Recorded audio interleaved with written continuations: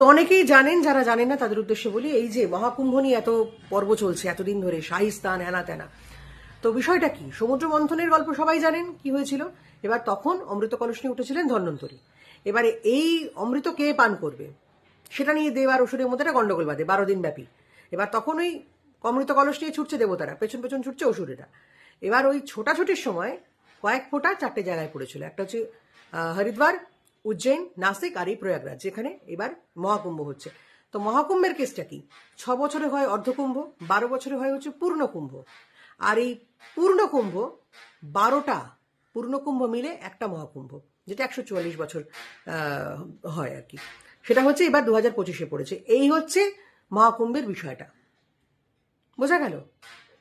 কয়েকজন জানতে চেয়েছেন, উত্তরটা আমি এভাবে দিলাম। যারা জানেন তারা তো জানেন, যারা জানেন না তাদের জন্য।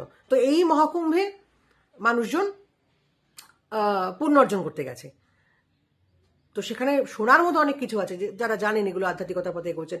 শঙ্করাচার্যের বক্তব্য রয়েছে, আরও প্রচুর সাধুরা গেছেন যারা যারা কিছু মানে কাজকর্ম করেন আর কি। তো সেগুলোর দিকে মিডিয়া নজর নেই। মিডিয়া নজর হচ্ছে কে মালা সুন্দরী, কে কুম্ভ সুন্দরী, কে হাই ওই তাই হাবি যাবি। ইসকন ওখানে প্রচুর মানুষকে ফ্রিতে খাওয়াচ্ছেন, সেসব দেখানোর কিছু নেই। হাবি যাবি আল ফাল জিনিসপত্র দেখিয়ে যাচ্ছে। এই জন্যই সমস্যাটা হচ্ছে। মহাকুম্ভের একটা আলাদা মর্যাদা রয়েছে। বোঝা গেল? ভালো থাকুন।